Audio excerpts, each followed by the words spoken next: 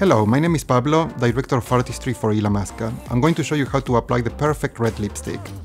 Always start by moisturizing your lips. Tap a small amount of foundation around the lip line, blending it naturally.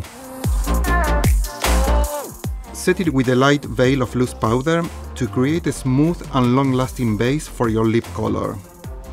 This will prevent the color from bleeding. Just be sure not to go too heavy. Apply a generous amount of lipstick from the bullet on the center of the bottom lip.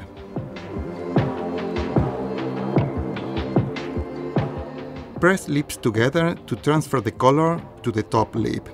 This will save time and give a natural shape. Using a lip brush, reapply the lipstick all over the upper and lower lips.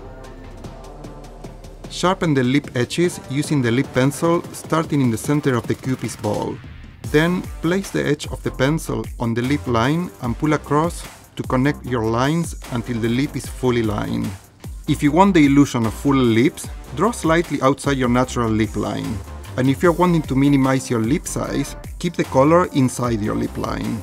Your goal should be to balance both upper and lower lips. If you feel like you are building up too much product, press lips with a tissue, then blot your lips together again.